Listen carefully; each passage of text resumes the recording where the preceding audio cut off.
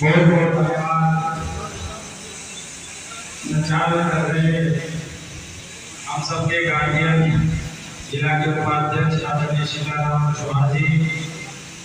आज इस अमिला के पावन धरती पर स्वागत कार्यक्रम की अध्यक्षता कर रहे समाजवादी पार्टी के जिला अध्यक्ष आदरणीय गोरनाथ यादव जी, राष्ट्रीय कार्यकारिणी के सचिव आदरणीय अमिताभ अंसारी जी, पूर्व विधान परिषद सदस्य आदरणीय श्री रामचंद्र जी, युवजन सभा के अध्यक्ष जिले के अध्यक्ष आदरणीय राजेश यादव जी, पिछड़े वर्ग के अध्यक्ष आदरणीय तापस्वर राजभर जी, सर्वेश यादव जी,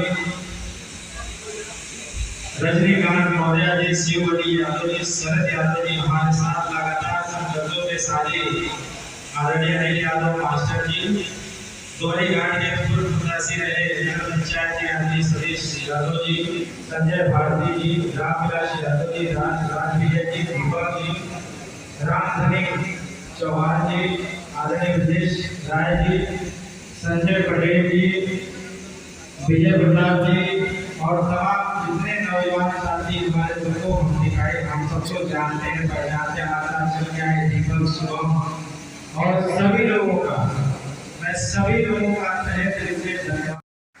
समाजवादी पार्टी के राष्ट्रीय अध्यक्ष आदरणीय अखिलेश यादव जी का विशेष तौर से धन्यवाद देना चाहता हूँ कि उन्होंने एक सामान्य परिवार के बेटे को इतनी बड़ी जिम्मेदारी देने का काम किया और मैं उन्हें भरोसा दिलाता हूँ, उन्हें विश्वास दिलाता हूँ कि जिस भरोसे और विश्वास के साथ ये जिम्मेदारी मुझे दी है उसी पूरे जिम्मेदारी के साथ निभाने का काम करूँगा और समाजवादी छात्र सभा के नई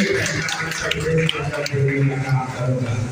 साथियों, जब मैं आगरा विश्वविद्यालय में पढ़ रहा था तो ये कभी मैं नहीं सोचा था कि एक दिन समाजवादी छात्र सभा का अध्यक्ष बनने का मौका मिलेगा, लेकिन ये बात सच है कि समाजवादी पार्टी ऐसी पार्टी है जहां पर गरीब किसान मजदूर नौजवान, गरीब किसान मजदूर के बेटे को अगर उसके पास क्षमता है नेतृत्व करने की, उसके पास क्षमता है आवाज उठाने की, तो समाजवादी पार्टी के नेता उस समय रहेगा। इस समय दिवंगत हो गए हमारे नेता जी आदरणीय नेताजी धाम सिंह यादव और उसके बाद आदरणीय अखिलेश यादव जी ने नौजवानों को प्लेटफॉर्म देकर राजनीति में मुख्य धारा को जोड़ने का काम किया। इसलिए जब मैं आगरा विश्वविद्यालय में जब समाजवादी पार्टी से जुड़ा तो मैं ये कभी नहीं सोचा था कि एक विश्वविद्यालय का छात्र बनने का मौका मिलेगा। ये कभी भी नहीं सोचा था कि एक समाजवादी पार्टी के भरतक सम्मेलनों में पद की जिम्मेदारी मिलेगी। कभी ये नहीं सोचा था कि एक दिन मुझे प्रदेश अध्यक्ष बनाने का मौका मिलेगा, मुझे प्रदेश अध्यक्ष बनने का मौका मिलेगा। लेकिन समाजवादी पार्टी के नेता अखिलेश यादव जी ने और माननीय नेताजी ने हमेशा से नौजवानों को तवज्जो दी है, हमेशा से नौजवानों को बढ़ाने का काम किया है। जो सड़कों पर नौजवानों और छात्रों की आवाज उठाने का काम करते हैं, उन्हीं की देन है कि मैं छात्र प्रधानमंत्री बन पाया, उन्हीं की देन है कि आज उत्तर प्रदेश के अंदर इतनी बड़ी पहचान बनवाई। इसलिए मैं विशेष तौर से आदरणीय अखिलेश यादव जी का धन्यवाद और आभार। साथियों, ये बड़ी जिम्मेदारी है। आज देश और प्रदेश की हालत बहुत बुरी हो चुकी है। उत्तर प्रदेश के अंदर या देश के अंदर आप बताओ महंगाई कितनी चरम पर है।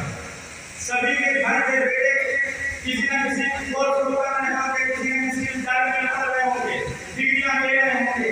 आज सोचो उत्तर प्रदेश के अंदर देश के अंदर इस भारतीय जनता पार्टी की सरकार ने नौजवानों को बेरोजगार कर दिया।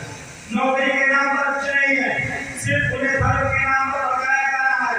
जब चुनावी मुद्दा आता है, चुनावी साल आता है, तो उस दिन को भगवान की रक्षा करने की जिम्मेदारी मिल जाती है। उस समय ये भारत पाकिस्तान का मुद्दा सामने आ जाता है, उस समय हिंदू और मुसलमान का मुद्दा सामने आ जाता है।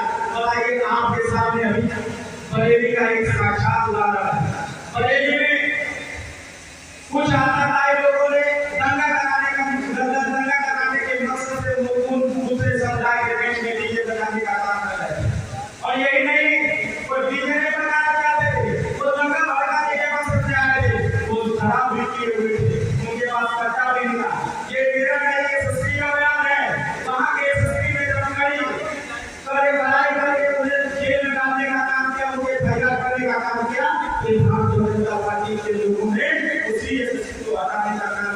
ने दंगा होने से बचाने का काम किया। तो आप जानते हो कि भारतीय जनता पार्टी की सरकार किस तरीके की सोच रखती है, नौजवानों को धर्म के नाम पर, जाति के नाम पर भड़काने का काम करती है।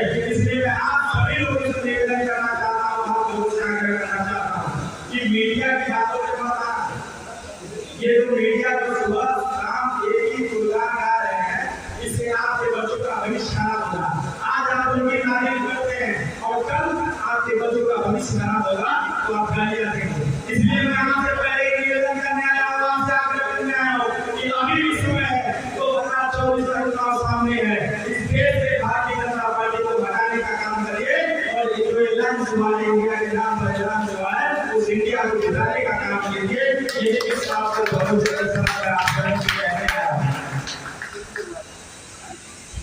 और यहाँ पर हमारे साथ चल के आए लखनऊ विश्वविद्यालय तमाम साथियों का जो सबको मैं जानता सभी गोपाल यादव से लेकर सभी लोगों को जितने लोग हैं सबको जानता पहचानता। मैं विशेष तौर पर दोबारा धन्यवाद और आभार करना चाहता हूँ कि आप लोग स्वागत के कार्यक्रम में आए, मेरा सम्मान बनाया, मेरे हौसले को बढ़ाने का काम किया और आप लोगों से उसको भी भरोसा दिलाते जाता हूँ कि जब जहाँ जरूरत पड़ेगी नौजवानों के मुद्दे पर, छात्रों के मुद्दे पर, किसानों के मुद्दे पर, महिलाओं के मुद्दे पर, सबके मुद्दे पर लड़ते हुए सरकार को लड़ने का काम समाजवादी करेगी और उत्तर प्रदेश से एक नया आयाम साबित करने का काम।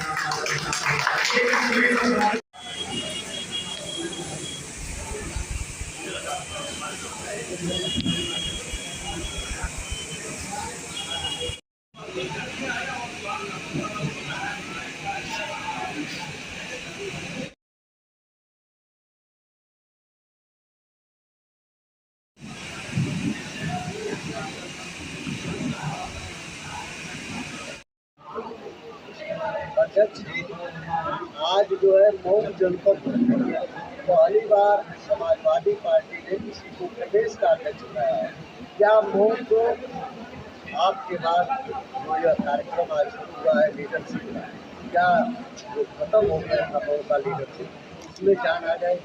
देखिए, सबसे पहले मैं समाजवादी पार्टी के राष्ट्रीय अध्यक्ष आदरणीय अखिलेश यादव जी का विशेष तौर से धन्यवाद देना चाहता हूँ कि उन्होंने मुझ पर भरोसा जताया और इतनी बड़ी मंजूरी मुझे दी।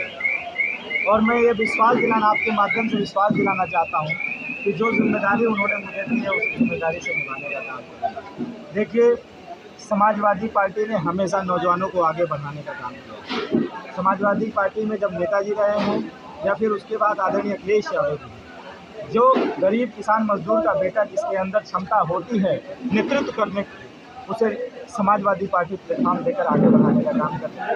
उसी क्रम में हमें भी समाजवादी पार्टी के नेता आदरणीय अखिलेश यादव जी ने प्रदेश समाजवादी छात्र सभा का उत्तर प्रदेश सरकार की कार्यशैली को लेकर आप क्या कहते हैं? देखिए, उत्तर प्रदेश सरकार इस समय जो है निरंकुश हो, उत्तर प्रदेश के अंदर भ्रष्टाचार, अत्याचार और बेरोजगारी बहुत चरम पर है। अभी आप देखिए, मैं बरेली की घटना का जिक्र इसलिए कर रहा हूँ कि वहाँ पर कुछ लोग दंगा भड़काने के लिए किसी एक विशेष समुदाय में डीजे बजाना चाहते हैं। उनका मकसद कोई आस्था का नहीं था, उन्हें था सिर्फ इसलिए भारतीय जनता पार्टी ने भेजा था किसी तरीके से दंगा कराओ कि पवित्र माह अगर बीत जाएगा तो दंगा कैसे होगा, क्योंकि चुनाव आ ही गया है। सही है। तो मुद्दे को बनाना चाहते हैं।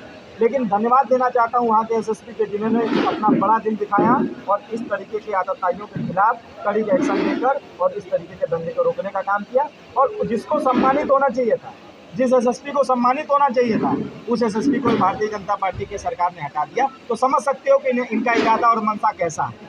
ये कोई आस्था से है कि भारतीय जनता पार्टी दंगा करा रही है। और बिल्कुल अगर एसएसपी को हटाया तो मुद्दा क्या था? केवल मुद्दा यही तो था कि दंगा कराने वालों के ऊपर एक्शन किया और कार्रवाई की। आखिर क्या था?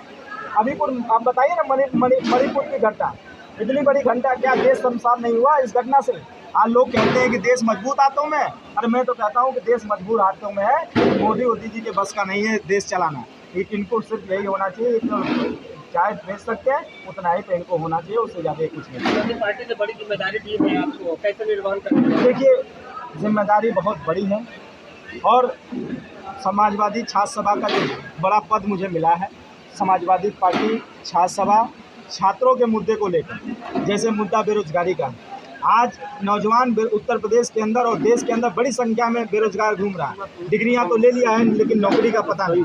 नौकरी कभी कभी पेपर लीक आउट हो जा रहा है, भ्रष्टाचार के हाथे चढ़ जा रहा है। तो बेरोजगारी सबसे बड़ा मुद्दा है। और आज बताइए, पिछड़े वर्ग के नौजवानों को, दलित वर्ग के नौजवानों को छात्रवृत्ति नहीं मिली। आप पता करिए सरकार से कि छात्रवृत्ति कहाँ गई उन नौजवानों की। और जो जीरो फीस का मुद्दा है, जो जीरो फीस पर पहले दलित छात्रों का एडमिशन हो जाता, पढ़ाई हो जाती थी, वो अगर गरीब परिवार का भी होता था तो पढ़ लेता था, उसको भी बंद करने का काम ये भारतीय जनता पार्टी ने किया है। तो इन सब मुद्दों को लेकर हम सड़क पर लड़ने का काम करेंगे और मुझे भरोसा है कि इस बार नौजवान और देश की जनता इस बार इंडिया के साथ चलेगी और इंडिया को जिताने का काम करेंगे। छात्र नेता रहे पहले भी, अब छात्र नेता अध्यक्ष बनाएंगे, लेकिन देखा जा रहा है सेमेस्टर वाइज सेमेस्टर कर दिया गया है,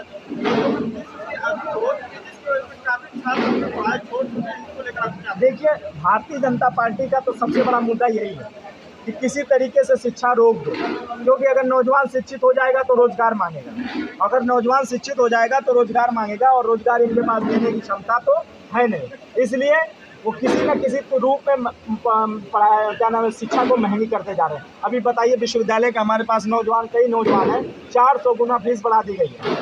बताइए, किसानों की आमदनी क्या है? इन्होंने किसानों के धान के रेट को बढ़ाया, किसानों के किसी भी उपज के रेट को बढ़ाया, और फीस जो विश्वविद्यालयों की फीस है उसको 400 गुना बढ़ा दिया। तो सोचिए, गरीब किसान का, मजदूर का बेटा कैसे पढ़ाई करेगा? अगर डॉक्टर बनना चाहे गरीब का बेटा तो आज के दिन में बन पाएगा? 1 करोड़ तक की फीस चली गई। तो ये भारतीय जनता पार्टी का मुख्य मुद्दा है कि किस तरीके से पिछड़े, दलित, शोषित लोगों को शिक्षा से वंचित कर दिया जाए। न वो शिक्षित होंगे, न हमसे सवाल करेंगे, और न ही रोजगार मांगेंगे। ये भारतीय जनता पार्टी का सबसे बड़ा मुद्दा है। और टमाटर देखिए भाई, महंगाई तो बहुत ज़्यादा है, लेकिन भारतीय जनता पार्टी के पास इस समय सीमा हैदर आ गई है। टमाटर की चर्चा नहीं है, प्याज की चर्चा नहीं है, लहसुन की चर्चा नहीं है, लेकिन चर्चा किसकी है? सीमा हैदर की। क्या वो जरूरी है इस देश के लिए? आपका विषय है, आपके इंटेलिजेंस का विषय है, आप मुद्दा बनाते हो देश के लिए। देश इस समय महंगाई की मार झेल रहा है। टमाटर महंगा हो गया, सब्जियां महंगे हो गए, दाल महंगे हो गए, और बताइए उसको मुद्दा नहीं बनाते हैं सरकार। ये जो आप तो यूट्यूबर हैं, आप जो है चैनल, छोटे चैनल वाले हैं, बड़े चैनल वाले भारतीय जनता पार्टी की पूरे ठेका लेके बैठे हुए हैं। वो उनके पास मुद्दा नहीं है बेरोजगारी का डिबेट करने का, न महंगाई पे डिबेट करने का, न अत्याचार पे डिबेट करने का। वो तो लगातार भारतीय जनता पार्टी का प्रवचन कर रहे हैं, और जो उनमें फंसेगा वो देश को बर्बाद करने का काम करेंगे। लेकिन मुझे भरोसा है, आप जैसे पत्रकारों पे मुझे पूरा भरोसा है कि आप सच्चाई दिखाएंगे, महंगाई की बात करेंगे, छात्रों की बात करेंगे, महिलाओं की बात करेंगे, नौजवानों की बात करेंगे, और ये बात करेंगे तो हमें अधिकार मिलेगा। और लोग अब जागरूक होने लगे हैं, आपके माध्यम से जागरूक होने लगे हैं, और आने वाले समय में 2024 में इस भारतीय जनता पार्टी को, सरकार को देश से हटाने का काम करेंगे।